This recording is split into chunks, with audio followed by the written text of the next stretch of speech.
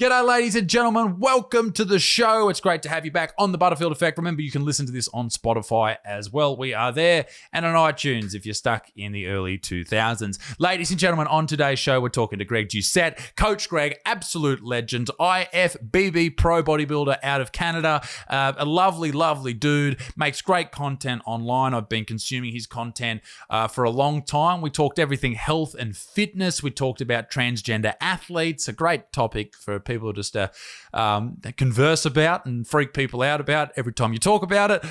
We talked about weight loss and how the current issues in the world with the virus is affecting people, particularly young people, and how that's going to affect them over time. We talked about ways that you can motivate yourself to lose weight, motivate yourself to exercise, and become a better version of yourself. Now, I will put this out there, ladies and gentlemen.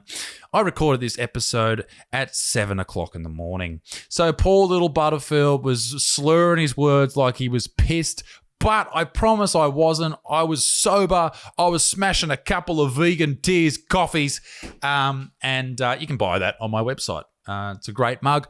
And, oh, by the way, new merch drop coming in a couple of weeks, 13th of October, I believe. That's not a couple of weeks. That's this week or next week. Who knows? Sometime. Anyway, ladies and gentlemen, great chat with Greg. You can check out his YouTube channel. He puts up a lot of information about a myriad of topics, from bodybuilding to training, exercise, weight loss, to current things that are happening in the world and in the fitness community online. I highly recommend you subscribe to his channel. I have for a number of years now. See, still slurring my words, even though it's 8 o'clock in the morning. Ladies and gentlemen, here is my chat with Coach Greg Doucette. Ladies and gentlemen, Greg Doucette, how are you, sir? You well? What's happening in your part of the world?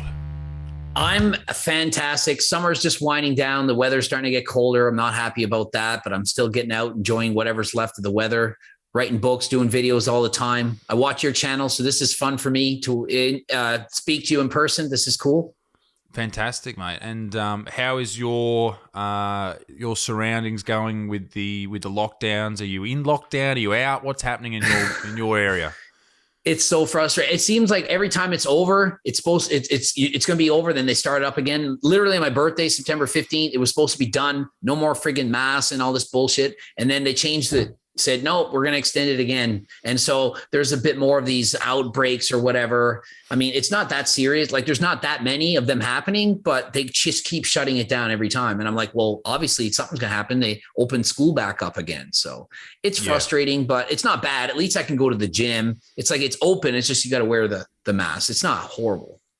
Yeah, we're in a very similar position. We hadn't been locked down at all. I'm in a place called Newcastle, which is about 2 hours north of Sydney. And we hadn't been locked down for the entire, duration of the pandemic. And 10 weeks ago, we got put in lockdown one Friday afternoon. It was said over the radio, it's going to be put in lockdown. And I was like, I was at a garden nursery buying plants. I was like, oh, shit, we better buy a couple extra plants because it looks like we're going to have nothing to do for the next couple of months. And thankfully we did, because we're still in lockdown now.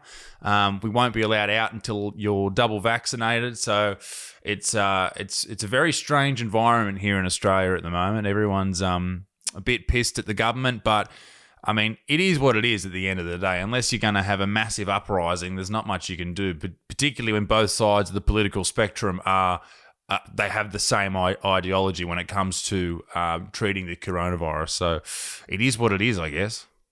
Yeah, we have the same thing. I just literally got my passport card thing today saying double vax and all this stuff, just because I like to travel. And so, I mean, there's a lot of controversy. Like, one side says we should do it. The other side hates it. And it's like, where do you go? What are you going to do? It's kind of like your arm's twisted. You kind of have to get one, because if you don't, well, if I want to go to a bar, if I want to go to the movie theater, if I want to go to a gym and I need a double vax, what am I going to do if I don't have it? Just sit at home all the time? So you're almost forced, but not forced.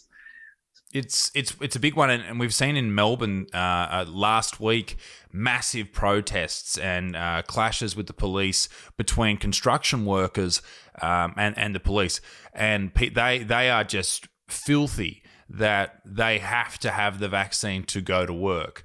And I think I think a lot of the people there, given the opportunity and given the information, and I'm not an anti-vaxxer by any means. I think, listen, if you've got a compromised immune system, then this vaccine's really going to help you, and that's fantastic. But the people are mad because they have to, basically, to make a living, they have to get a medical procedure. And I think I get where they're coming from. Particularly when in Australia, we don't have enough vaccines at the moment for everyone to get one. A lot of people, I was booked in, thankfully I've got an earlier one in a couple of weeks, but I was booked in for like 12 weeks. I had to wait to get one, the first shot. So, people are struggling to get it. They give you a date you have to have it done by, and if you don't have it done by that date, you can't go to work, and basically, too bad. That's their attitude. Wow. And that's tough, for a lot of people. Yeah, it's unreal. It's not like that here. Honestly, here, if you want to get a shot, easy. Like there's tons left. Like they're almost paying. Well, actually, in one province, they're paying people $100 to go and get the shot. Like, here you go. That's how many we have. For a while, it took to get the first shot. It took a while to get it. But once you got it, now it's easy. So anyone that wants one, they can get one. Super easy. I think there was, it may have been in the States somewhere, they were giving people, was it burgers, or they were giving them some type of fast food if they would go and get the vaccine. Now, a lot of people may not be aware, but one of the highest comorbidities, or one of the most effective in a negative sense, is obesity and the illnesses that come from that. Probably not a great thing to be giving people to improve their immune system. Fast food, fatty foods, and not so much fatty foods, but very high caloric foods when you're thinking of a burger that might be, this big, and that's all people can pretty much eat for that meal, but they're having 2, 3 of them, that type of thing. A lot of people refuse to talk about the fact that obesity is killing a lot of people in this pandemic. You have spoken about it. I have spoken about it. What are your thoughts on the reaction to people's fear of speaking about obesity when it comes to this whole period over the last 2 years? Well, personally, I think that there's more people dying from obesity than from COVID. If you actually look at the stats and you look at the long-term implications, you might say, well, no one's really dying of obesity now. Well, no, not now. But if you take a 10-year-old and they're sitting at home, they're not exercising, and they grow up and they stop training, they stop exercising, they gain weight. And the studies, it's quite clear that people are becoming more overweight, more obese right now than any before in history. There's such a spike in obesity. Those illnesses that come like cardiovascular disease, diabetes, that's going to happen 20 years from now. So what we're going to see is 20 years from now, because of this pandemic, all these people are going to be getting heart attacks, diabetes, and dying early from something that could have been prevented now. If we focused half as much on treating obesity as we do COVID, we'd be saving so many lives 20 years from now. It would be unbelievable. And if you take things like what's happened during the pandemic, people locked inside, they're not allowed to go outside and exercise. Gyms are shut. Melbourne, for example, I saw a stat on the news the other day. They will be let out of lockdown in a couple of weeks, but over the last 2 years, they've been in lockdown for 236 or 63 days. Massive. Gyms being shut for that period of time. Now, I was an obese kid growing up, and for young adults getting into the gym, it's hard enough, confidence-wise. You're fearful of what people are going to think of you, and it's not until you go to the gym for a while that you realize that people just don't give a shit. They're just worried about themselves and their own vanity. And I think that this is going to be, as you said, 20 years from now, a massive increase and spike in obesity cases and people battling that long-term illness, if you will.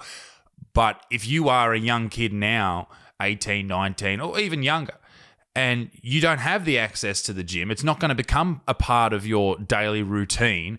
Like, there's no coming back from this, or at least it's going to be very hard.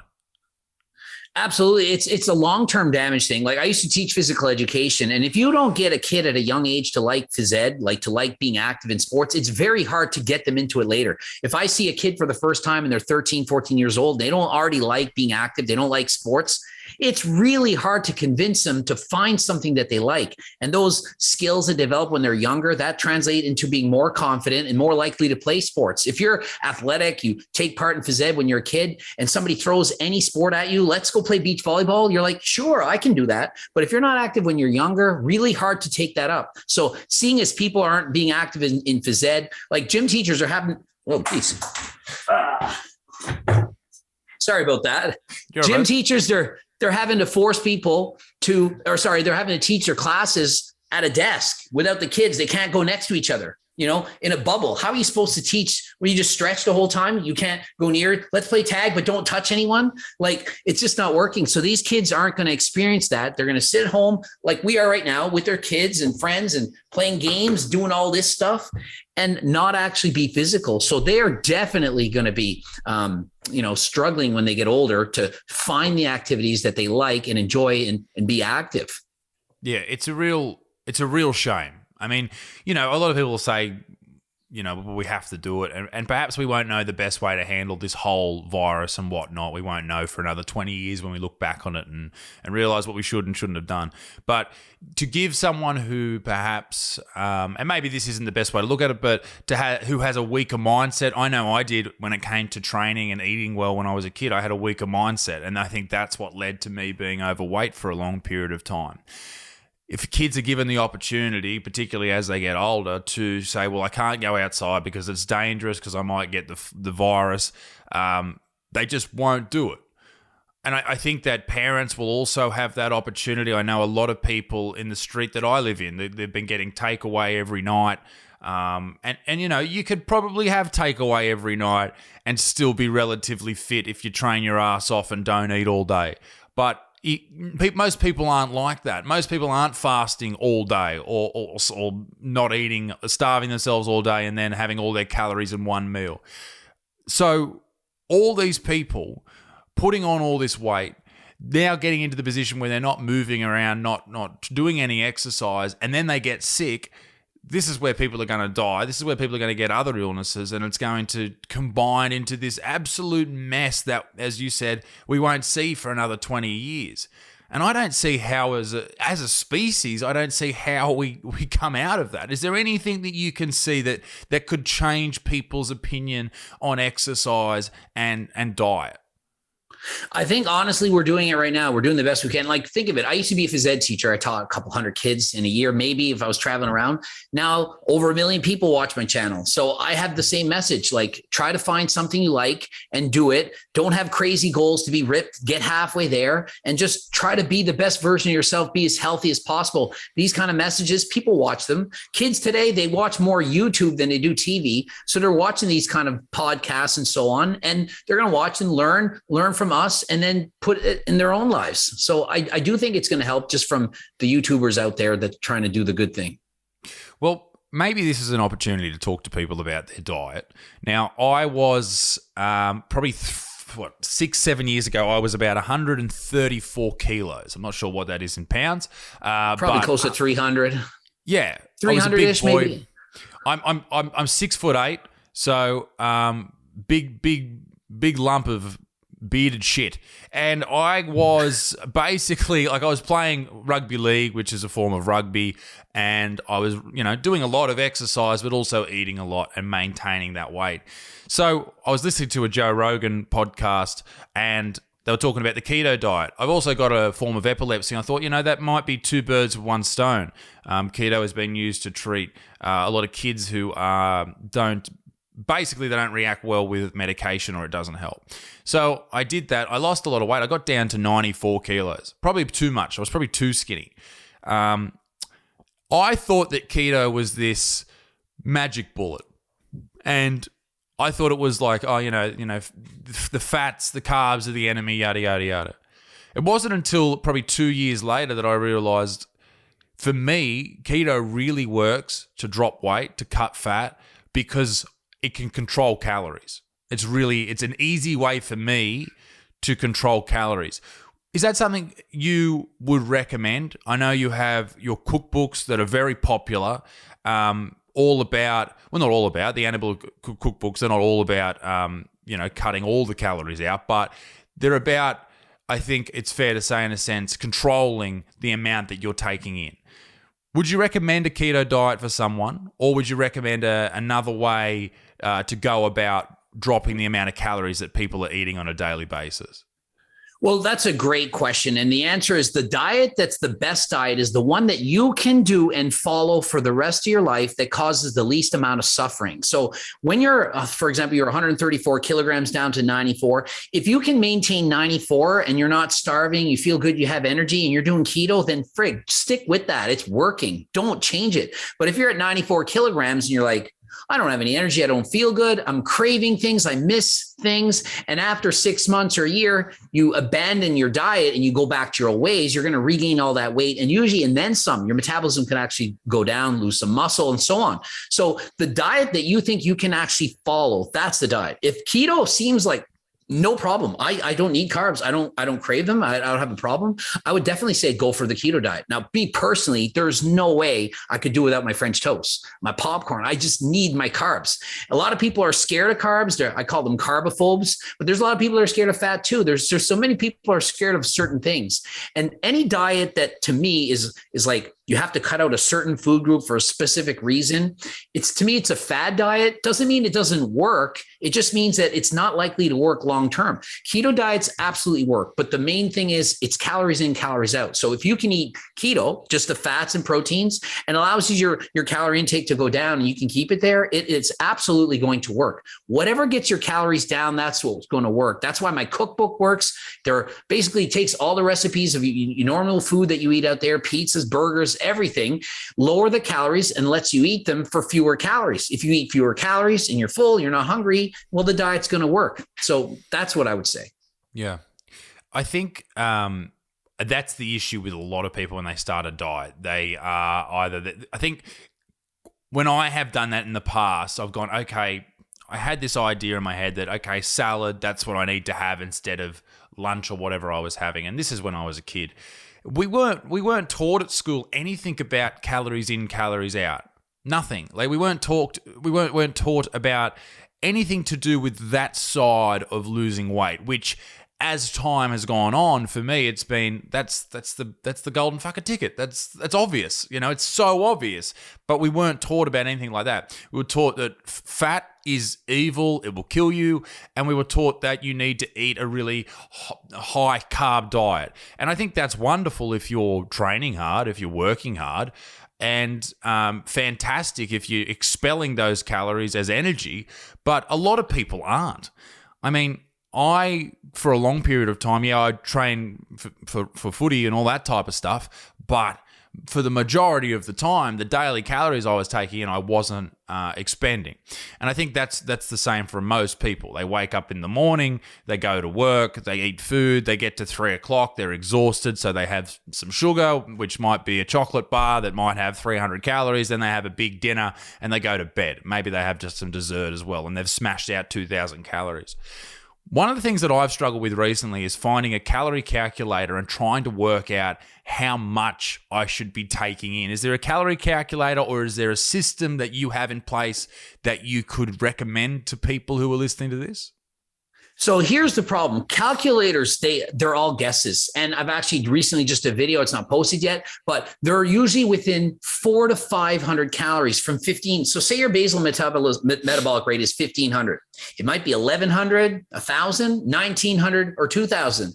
So if you plug in that formula and you try it, you might be way under eating or way overeating. So it's absolutely just a guess. So unfortunately, there's no secret to figuring out your calories. What you need to do, or what I tell people to do, is to weigh yourself in the morning. Track your weight, try to weigh yourself 5 times a week, because we're going to forget. 5 times a week, and you take that median number. And so the lightest 2 days of the week, you erase those. The heaviest 2 days, you erase those. Well, here, I'm going to give you the finger at the end. And then you're left with that middle number. Write that number down. And then the next week, if that number goes down, then you're in a deficit. If it goes up, you're in a surplus. That allows you to know how many calories you should be eating. You don't want to lose more than about 1% of your body weight per week. So if you're 100 kilos, 1 kilogram. If you're 50 kilograms, half a kilo. So if you're losing more than that, there's a good chance you're starting to lose a lot of muscle tissue, which is bad. We don't want to slow our metabolism. So by just tracking your weight each week and just trying to make it go down slowly, you can keep losing that weight. Also, the slower you lose weight, the better. The more likely you are to lose the weight and keep it off. You've probably seen that 600-pound loser or life, or what's it called? 600-pound life loser. 600-pound life or something like that. Yeah. Yeah, this one. These people are losing like 20 pounds a week sometimes. There's baby Nikki. And so they can't keep that weight off. It's just not realistic. They lose all that weight. It's amazing. And then they gain it all back a year or two later. So if you want to lose the weight and keep it off, lose it slow. I think people have this desperate need for things to happen quickly. And I guess that's the fear. People go, no, I need to lose this weight now. I need to be fit for summer, and they start in, 2 months out from summer. How does one even, I guess it's a mindset thing really, isn't it? And that's the same with training. You have to have that mindset of, this isn't something that we do now. It's something we do for the rest of our lives, or at least a long period of time. And that's sort of how I've changed my diet, is I use keto to cut a few kilos, and then I will go back to my regular diet where I'm eating carbs and I'm training and all that type of stuff. At the moment, I'm basically training in my garage.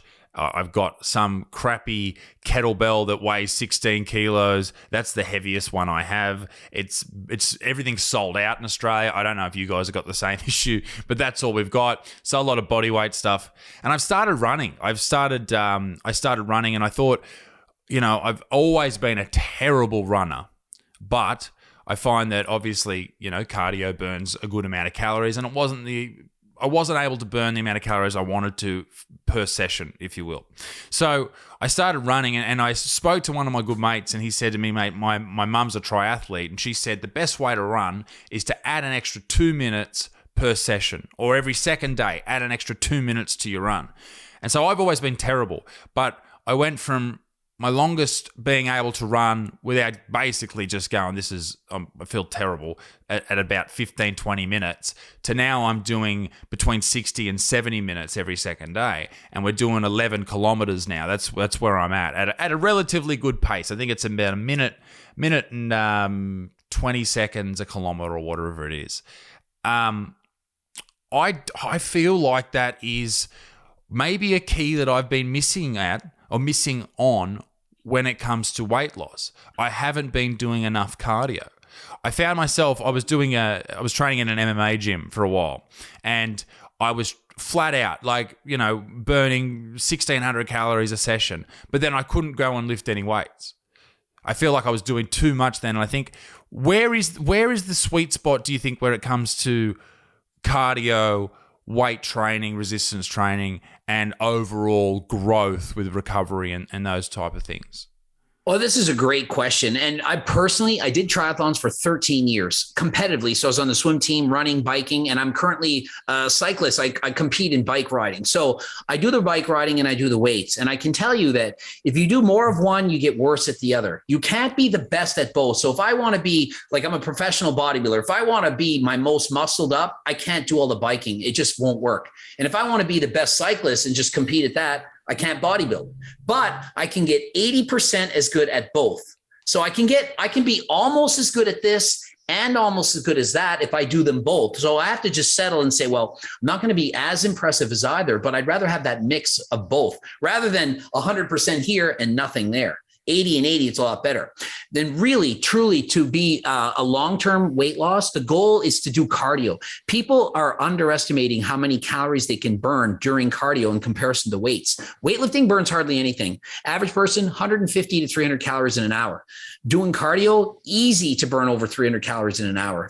Just walking is going to happen. So what people are doing is they're lifting weights, which is great. It's building up more muscle. 10 pounds of muscle, going to probably burn about 80 calories, at rest, just to your basic metabolism at rest. That's good, but it's not as good as if you do an hour of cardio and you burn 1,000 calories. So, and when you do cardio, consistently. So you're running, you're adding 2 minutes every day. You can run 11 kilometers, 60 to 7 minutes. That's really good. That's really fast running. It's probably what I would run myself right now. So it's really good. So you're burning a lot of calories and you become a better butter burner. Had you have gone 60 to 70 minutes, say a year ago, you would have probably had to walk that speed. You wouldn't have been able to jog 11K. Maybe you only went 6. So now that you're going faster, maybe you're burning double those calories. So in the same amount of time, you're burning double the calories. So what you need to do is do both the weights and the cardio. And for weights, if you train your entire body twice a week, that's enough.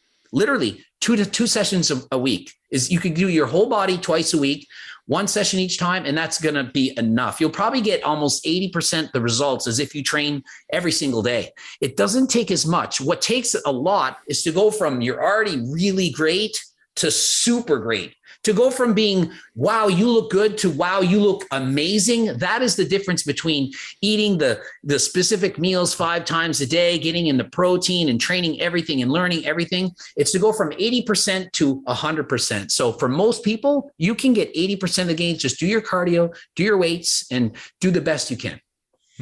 I think that, as I said before, like a lot of people want to get that body now, and they see these people on Instagram, TikTok, that type of thing, with these amazing bodies and physiques.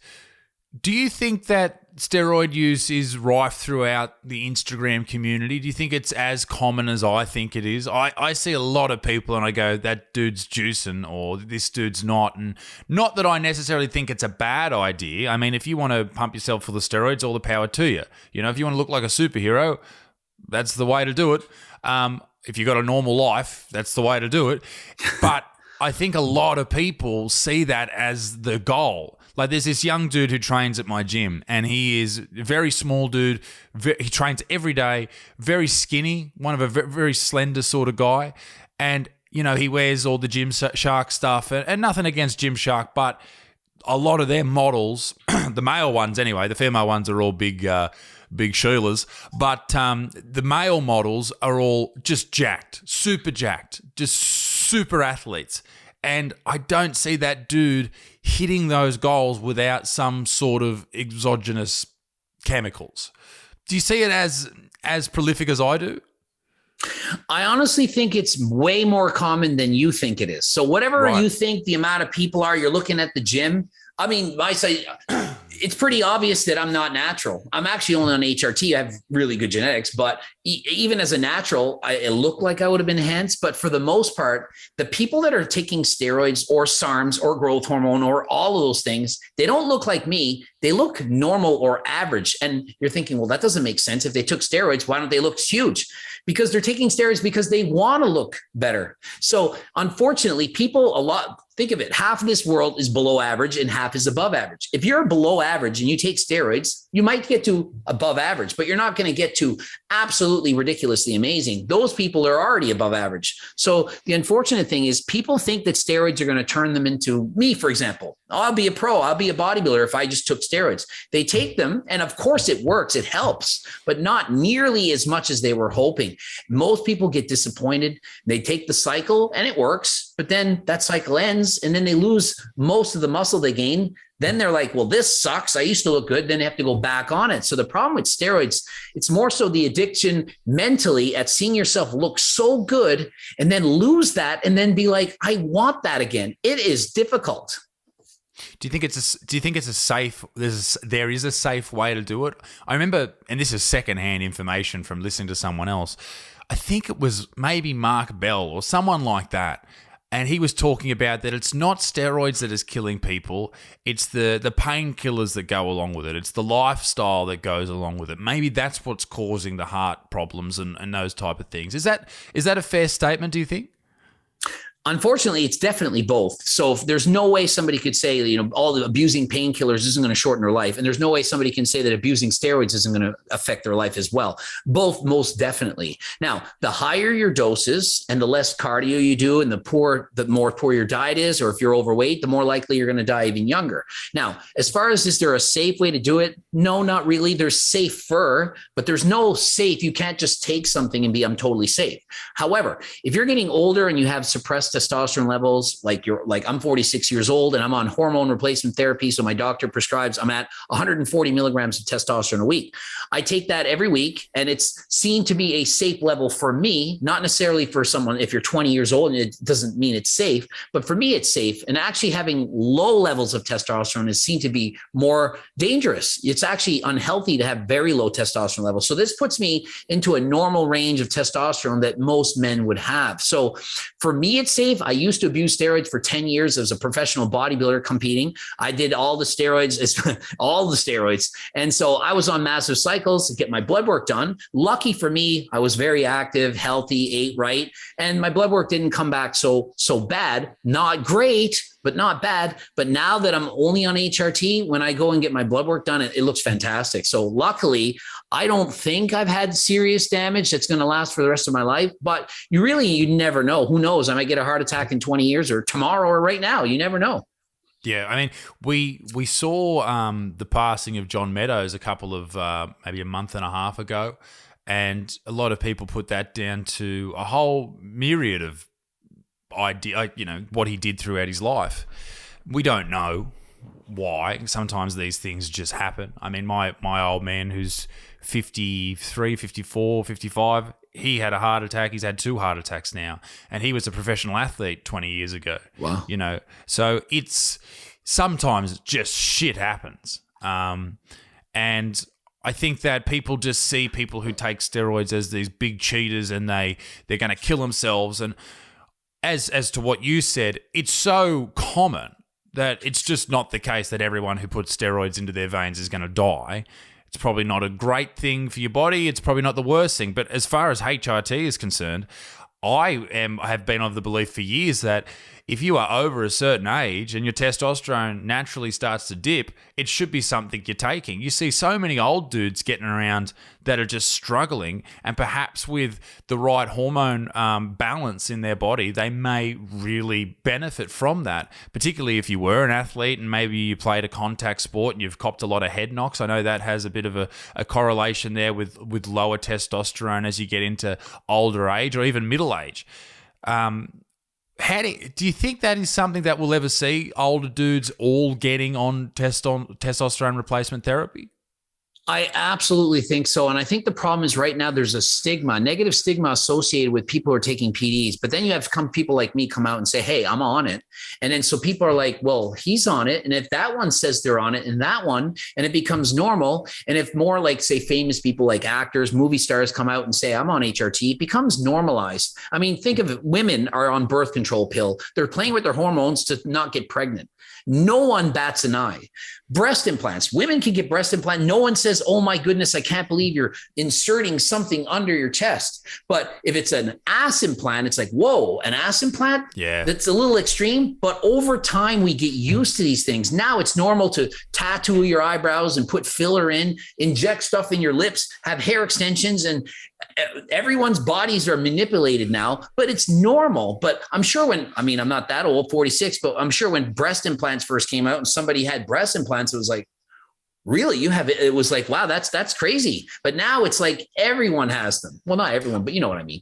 Well, I think the breast implants are fine. Like they're great because you can't grow that as a woman. I think the arse implants are where the issue is because you can grow a big booty or a dirt box, as I refer to it, if you want, just by squatting a lot, squatting heavy, that type of thing, and growing your glutes. I think I think people see it as a bit of a cheat. And they see it as like, oh, come on, mate, you're being a bit dodgy there. That's a bit, why don't you just do the hard yards or the hard work, and rather than just cheating the system, if you will. But on the topic of testosterone, I know we mentioned that we wanted to talk about this. Testosterone is quite rife throughout the human species, particularly in men, but even some female MMA fighters. Alana McLaughlin comes to mind. She recently defeated another lady who I can't remember her name, which is unfortunate. Good research from me. But she defeated Old Love, and it happens to be that she is a transgender woman. The second transgender woman that I'm aware of that's fought professionally in MMA, Fallon Fox being the other. What was your reaction to that fight, the defeat from the natural-born woman, if I can use that terminology?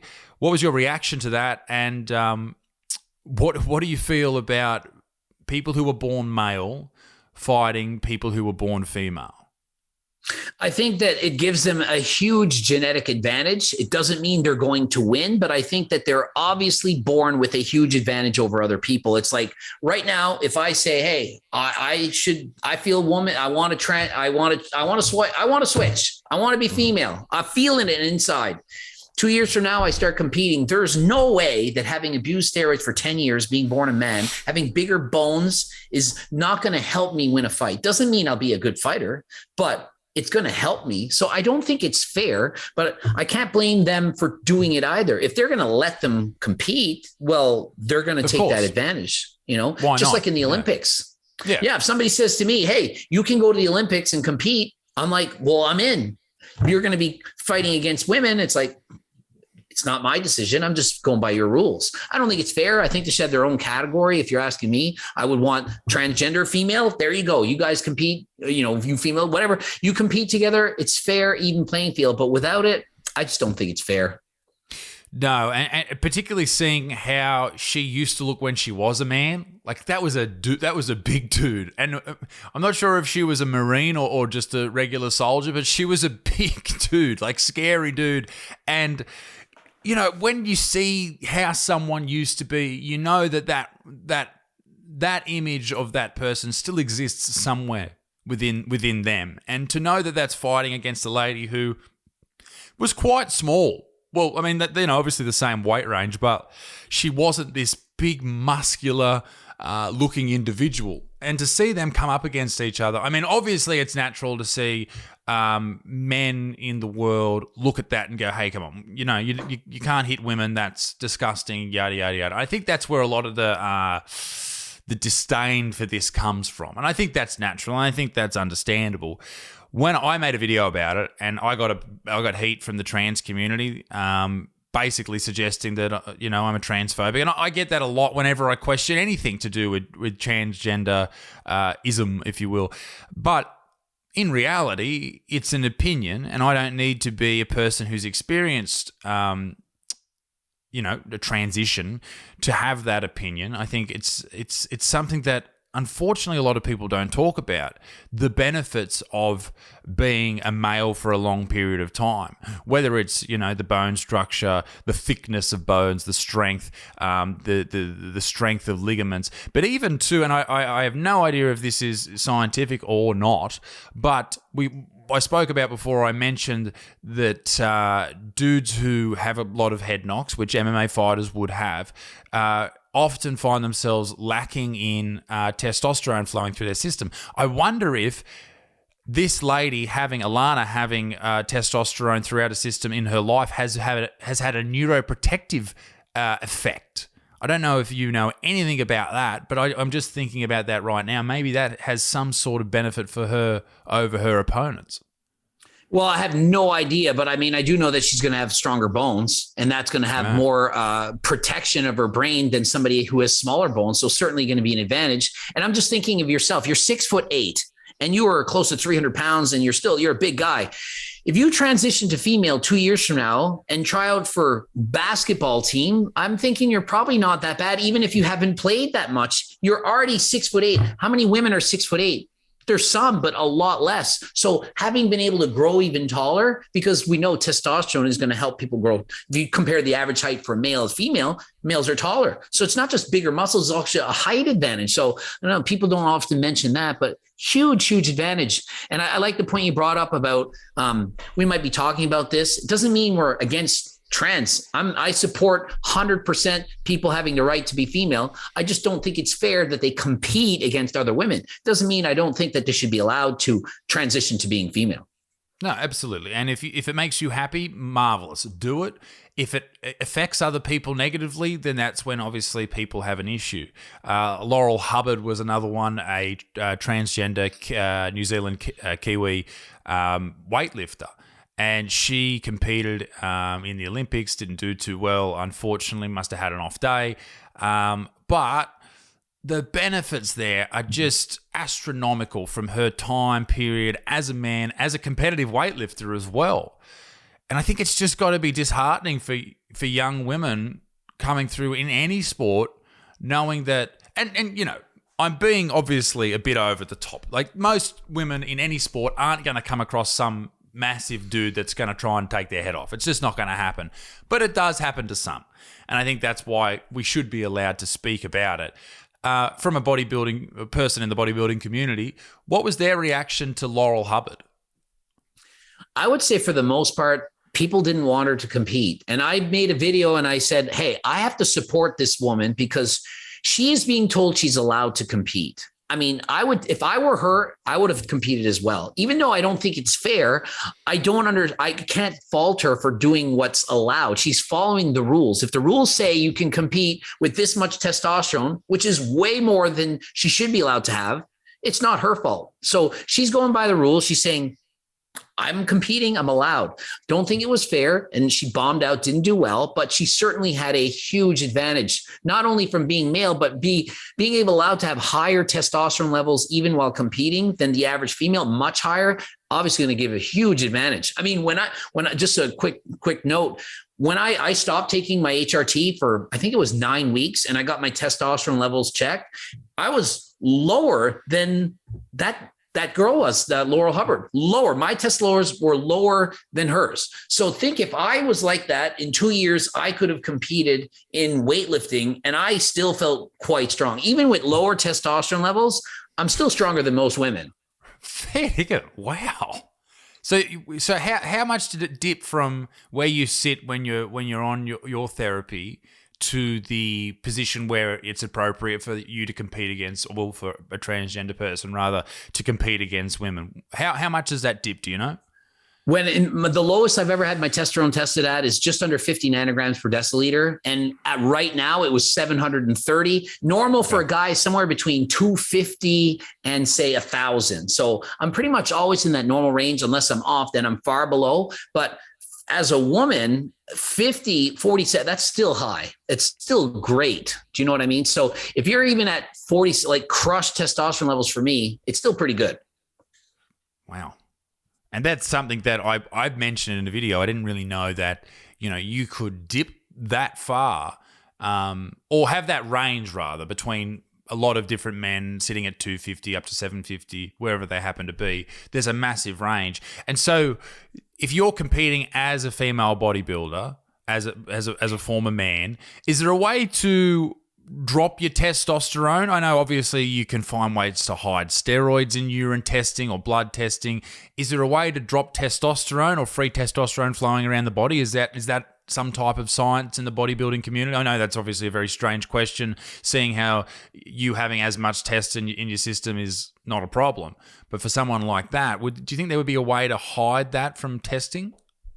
Well, I don't know about hiding it per se, but like if you're a woman transitioning to men, they're going to give you male hormone. And if you're a man transitioning to woman, they're going to give you female hormone. So your testosterone levels are going to plummet if you transition to female. So you will lose some muscle, but not all of it. And if you go from woman to man, you are going to gain some muscle, but probably not as much as if you had been born male. So why don't we see many people who have been born female and transition to male competing against men? Well, that's exactly it. If you compare on any spectrum, you take 100 people. If you take the most, let's take the average male versus the average female. If you take the average female and give them as many steroids as humanly possible, so whatever I took, they might go from being an average looking woman to a medium sized guy. They're not going to look like me or Mr. Olympia, anyone huge. But if you take someone like me and give them steroids, you can go from this big to that big. But if you start this big, harder to get as wide. I don't know if that's a good explanation, but it's easier to get a lot bigger if you start big. Yeah, for sure. I can imagine. You need the frame. You need the what part does genetics play into this? Do you think that's the big core that people are missing when it comes to, let's say, being a 20-year-old dude who wants to look ripped so he can go out to nightclubs and pick up chicks? Is genetics the big point that's missing for a lot of people? So there's several big factors. Genetics is a main important factor. If you don't have the genetics, you're not going to do well. So if you have really good genetics, then there's other things you need. You have really good genetics. You need to have really good effort or mentality or training or attitude, just like that. I'm going to go in and kill it. That's another important factor. Then you have, how am I going to respond to a little bit of steroids? Then you have, how am I going to respond to a shitload of steroids? So if you have somebody who has the best genetic, they look amazing even without trying. They train really hard and they have amazing genetics to use a little bit of steroids. They grow like crazy. And then they take a lot of steroids. They grow even more. That person's going to be Ronnie Coleman, Jay Cutler, the Mr. Olympia. But if you take someone with shitty genetics, horrible, and they train hard and they have like the most intense training they ever do, but they have shitty genetics for steroids altogether, they're not even going to look average. They could take all the steroids in the world, have the best coach in the world, eat perfectly, and not even look like they work out. And I've seen it. I've coached these people. I've coached people that have taken steroids and I've watched them. There is no way you can tell they work out. And they're saying, well, why would they take steroids? I'm like, because you should see them when they weren't taking steroids. They went from being, on a scale of 1 to 100, a 1 to a 40 with the steroids, but it's still below average, but it's certainly a lot better. So their goal, their dream physique is I just want to go to the beach, take my shirt off and not have anyone tease me. They're not into, I want to be a bodybuilder, and they're on the same steroid cycles that a professional bodybuilder would take, but they don't look anything near that. Wow. That's got to be disheartening, especially when you're seeing all these other people, and if you watch them on YouTube, and there's a few people who go through their steroid regime, and you're injecting or whatever you're doing to take that amount, and you're not getting the results, and you're still training your ass off, and I know that it must be obviously very disheartening. I've had people, I put up like a training a plan, and I'm not a professional by any means. This is what I was doing at the time, and there was a lot of people saying there was far too much. What's the word I'm missing here? Not frequency. Doing too many of the one volume. Too much volume. Too many sets. Too much volume in your weights. You have to too many sets for each body part. Yeah, sure. No problem. Exactly. And a lot of people were saying there's too much volume there. You need to be doing a lot less. A lot of other people were saying, no, that's the perfect amount. When you're setting up a regime, is it more about what works for you personally? Is it more about the connection with the muscle? Is it more about, from a professional to a novice, what is the perfect way to work out, to train? What should I focus on? So we have two very important variables, is the volume and the intensity. So as your volume goes up, your intensity has to go down. So if you do one set, it better be a freaking hard set. But if you do 20 sets, none of them better be hard, or you're going to be overtrained. So that's the big question. So how much volume you do and how much intensity. So as you do more volume, you train less hard. You train harder, you do less volume. Then you have to consider, what is your experience level? So the beginners, they have to do next to nothing. You walk in there and do a bunch of warm-ups and you're going to grow muscle. The body is not used to anything. But if you're more advanced, you're a professional, you've been doing it for 10 years, you need to do a shitload because your body's used to it. So what your body needs is progressive overload, which is my slogan, is to train harder than last time. You need to go harder than you did. So when you were running, you went harder by going further. You could also go harder by running a bit faster. It doesn't need to be much. Once a week, you could add 1 minute. And that's progressive overload. In a year, that's 52 minutes. Or you could run 1 second faster for your time for, say, the hour. You could run 1 second faster every week. In a year from now, you're running a full minute faster. So your cardiovascular system is going to get better. The same has to be done in the weight room. So my suggestion, start super easy. Just go in there, learn correct form, play with the weights. Don't do anything hard. And then if you're not sore the next time, then go a little bit harder, maybe 1 more rep, 1 more pound, nothing serious. But if you do get sore, go easier than last time. So it's really easy. You go to the gym and you're sore, you're doing your running, you right overtrain. If you are always sore, you need to go easier. But if you're never sore, you can go harder. So that's the mix. If you go too hard, you'll feel it. There's a lot of people that probably listen to this that have never trained or never had the ability to mentally walk into a gym. So in Australia, as I said earlier on, a lot of people are in lockdown. is there something that you could prescribe to people to do at the moment when it comes to training to prepare themselves for what they or how they could get into the gym with confidence? Okay, sure. The thing with confidence is that you have to understand that people that are at the gym are not there to judge you. You would think by looking at me that I'm going to look around and say, look at that fat person. Look at that. They don't know what they're doing. They're so skinny.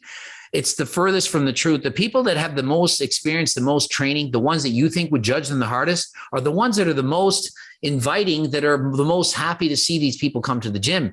You want to see new people. Like, that's my goal in life, really, is to have more people be involved in physical activity. So when I see new people enter the gym, I don't care if they're 400 pounds, 700 pounds, skinny, it's amazing that they're there. So don't worry about what other people are going to say. And trust me, everyone is more worried about what they themselves look like than anyone else. I don't care if it's some kind of Gymshark model that looks amazing. That person is probably more nervous about how they look when they're in the gym than the person who walked in on the first day, because they're thinking, my body fat's 9% now. It was 8% last week. Oh my goodness. I'm a little chubby. My tan is all, I'm not pumped up yet. I can't take my sweater off until halfway through my workout because my veins aren't popping.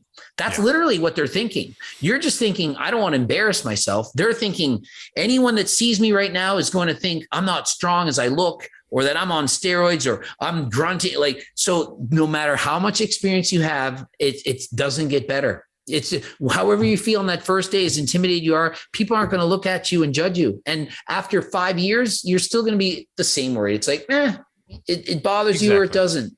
Just don't care about what people think.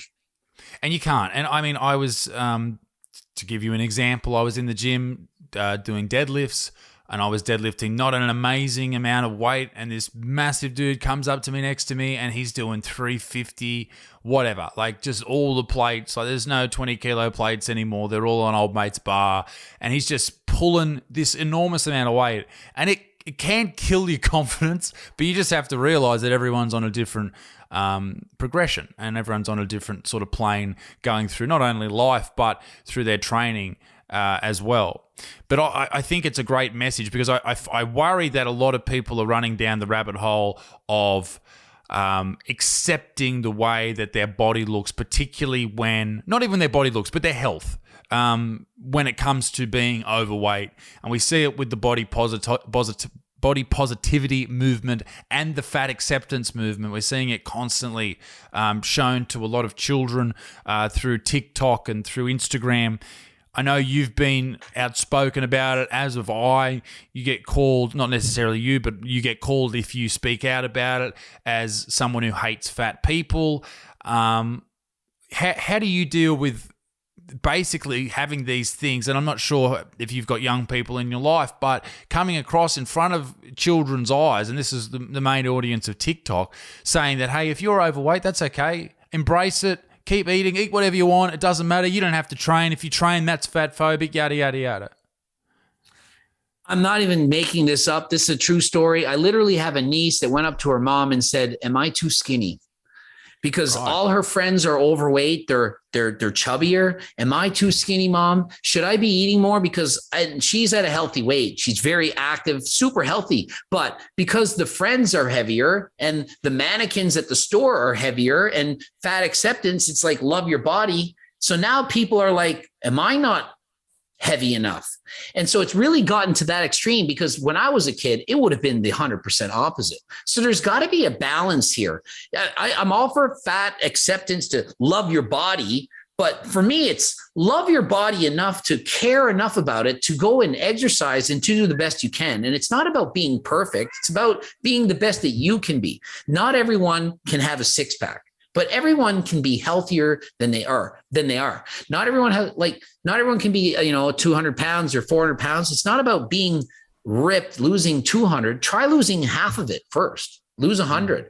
So I'm for the movement of fat acceptance, as in love your body, and what's on the outside doesn't matter, but you need to still exercise. I mean, it's not to just say, well, love yourself, so I'm just going to sit on my ass and eat chips all day. I just don't understand how that people want to do that. If you want to do that, fine, but don't be like promoting it to other people as the way to be.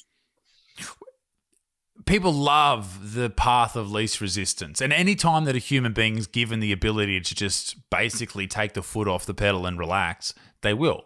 And I mean, we're all like that to some extent with whether it's work or family or whatever. Some of us won't put in 100% all the time, and perhaps we can't always put in 100% of the time. You will burn out.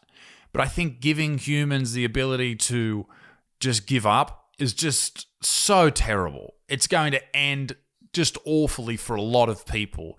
And we already talk about, I know in America, I think it's an astronomical number of people who are overweight, obese, and are going to find themselves in an early grave. I think it's very close to 50%. But it's dangerous, man. And it's going to end just awfully for a lot of these young kids. This is what I love about contact sports, and I love about, that's very cute. That is amazing. Well done. It's Baby Nikki. Love Baby Nikki. Keep going, bros. A lot of people are falling into the trap of not going through something difficult. That's why I love contact sports, going through the hard times in your head. It's the same with you doing triathlons on a long run or bike ride or a swim or whatever. That head noise, if you don't know how to control it, or if you don't know how to push past it, if you never learn that, you're destined for a tough life. And I think that's where people talk about. My name's Isaac Butterfield. Welcome to the channel. That's you. Are you listening to me on double speed? That is awful. Me on double speed is so much worse than I could imagine. That's how I listen to everybody. I listen to myself on double speed. I can't even listen to normal conversation. I'm watching a movie with my girlfriend. I'm like, can I speed this up? Like, get on with it. Like, come on. Like, I'm so used to this fast. Oh, it's funny. My girlfriend, she heard you on double speed and she's like, man, that is annoying. But then I put it on normal and she started laughing. She was loving what you're saying. She's just like, she's across from me listening to you, just like eating supper, and she's laughing. It was hilarious. Get up. Good jokes. Thank you, sir. I appreciate that. My point being mentally, the ability to get through the head noise, as it's referred to sometimes, or that. I guess when you're running, and I assume you're doing big numbers, being a professional in what you're doing, how do you battle that head noise? Because I've always had this thing where a kilometer in, my body, my head rather, is just going, you can stop. You got to stop now. You can't do this. We won't be able to do this. How do you fight that head noise? Now, personally, I think I have very strong opinions of this. Remember when I was talking about 25% genetics and 25% how hard can you push yourself? I truly believe that head space where you can push yourself to go into that pain zone, I think that's a genetic thing. I think you can work on it. I think you can improve it. I think you can, do the best you can, but it's something inside of you. And for me, it was always, I love this. I want to push myself to my limit. I've done 59 bodybuilding competitions, dieting down to under 5% body fat. That is a friggin' challenge. It's hard. Doing triathlons, winning sprints, racing, it is hard. You have to go somewhere where most people can't go. And for me, I love that. Not everyone likes that. My girlfriend, she is super athletic. She was athlete of the year, all these, in school, super talented. She hates cardio. She just doesn't like it. We'll go for a bike ride. As soon as anything hard happens, I'm tired. And I'm like, I know she can push harder, but she doesn't want it. But she's got the skills, basketball and badminton, all the sports. But like to push that cardio when you're running, biking, swimming, and you want to stop, that's something that's mental. It's like you just have to want that. And if you don't have it, you don't need to compete. And you actually don't need to go that hard to reap the rewards of cardio. No one has to go that hard. I don't preach to do HIIT cardio, just steady state, moderate pace, what's comfortable for you. Whatever pace is, if you want to jog as slow as possible, that's still amazing. You don't have to go into that zone of, oh my goodness, the torture. It's not needed. It is if you're an athlete, you want to be the best in the world, but just to reap its benefits, the health benefits, you can just go through the motions and you will in fact improve. It's funny what you say about you don't have to push yourself that hard as with HIIT cardio, that type of thing. I was watching Nick Bear, him talking about running, and because for some reason whenever I find something new like running or whatever, I go balls deep because I'm a psycho. And he was just saying, today why don't we do, he was doing like 800 meters or whatever he was doing, and I said, okay, I'll do 3. And I think I had the old Apple Watch on. I might have burnt 250, 300 calories, and I couldn't have run another step after 3 800-meter runs. But yeah, over a steady state of an hour, as to what you're saying about whether you can just walk that time period and actually burn quite a few calories and get yourself breathing and moving throughout the world. I only burnt maybe 300 calories, and I was dead the next day, sore as, and couldn't train, that type of stuff, or couldn't continue my run the next day. And I thought to myself, maybe my go is this longer form steady state, because I find myself, and I don't know if you're the same when you're running, maybe we have different mindsets. You're very much let's go, this is what you do. I find myself sometimes running, typing on my phone, because I have so many clear ideas that come out of the ether that just appear in front of me, whether it's video ideas or I'm writing a book at the moment and it's a chapter idea or whatever. There's something that happens with your body that just, it makes everything so clear when you're going through this steady state or flow state, if you will, with exercise. It's so interesting that you bring that up, because when I'm doing cardio and if I'm going all out, all I'm thinking of is the pain that I'm experiencing. And I don't have any thoughts or nothing great is happening other than how am I going to get through this? But when I'm doing steady state, like today's bike ride I had, the entire time my brain is thinking about things, it's piecing things together. I'm thinking about life, the world. It sounds silly, but it's a peaceful time and it's a huge stress relief. And you come back and I'm like, wow, I feel so good right now. The weather's nice and you get out and you do your cardio and it allows you to think and it's almost like meditation. So people do yoga and whatnot, just steady state cardio. You got to do something and your brain just thinks, it goes its own way. And I feel I do the exact same thing. On a side note, you're way better off doing steady state cardio than HIIT cardio to burn fat. You're more calories during steady state than HIIT, but people don't believe that. But the truth is, when you do HIIT, it's very hard for, say, 30 seconds running, then you're walking, then you're running, then you're walking. You're better off just jogging the whole time and not being sore as you are the next day and doing that over and over again. This HIIT cardio and trying to lift weights at the same time, that's where you're going to burn out. You're going to overtrain. The body has to repair the muscle damage from the sprints.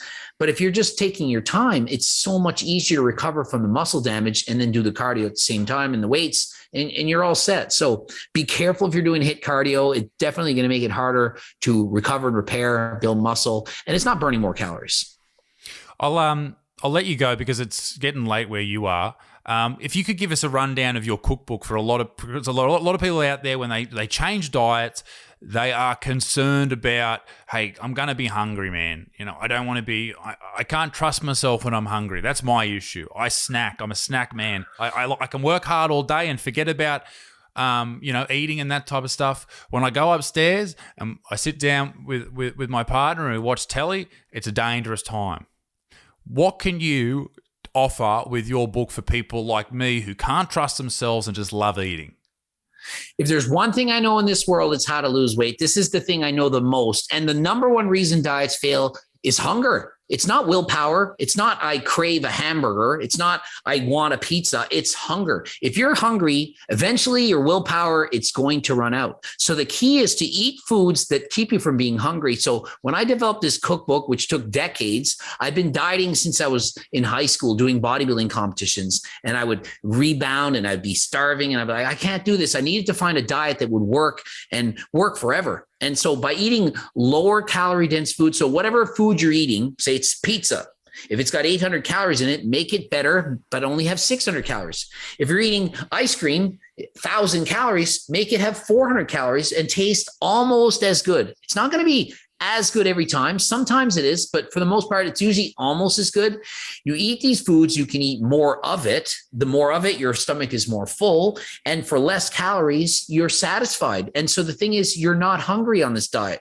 People that are hungry when they're dieting, I already know it's over. If you tell me I'm on a diet and I'm hungry, I'm like, you might get to your goal. And then as soon as it's over, the wedding, the beach trip, it's over, you're gaining it all back. When I get people on a diet, are you hungry? Yes. Well, we need to switch something. You need to eat more of this recipe and that recipe, had more snacks, because you don't need to starve yourself to lose weight. You do if you want to be 5% body fat, Mr. Olympia bodybuilder, but just to be somewhere in the middle, like halfway to your dream physique, The cookbook is enough to do that. Can't get you perfect, but it'll get you halfway there. Now, where can people find this cookbook? Just go to my website, gregdoucette.com. That's the easiest way. I have a website. I sell cookbooks, training plans, all kinds of stuff. You can follow me on my Instagram, Greg Doucette IFBB Pro. I'm on TikTok, YouTube. I mean, every second video, I would say every video I say I have a cookbook in it at some point.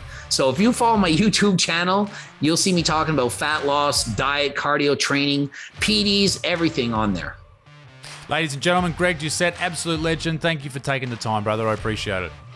Super happy to be here. It was great chatting with you. Good on you, brother. Thank you.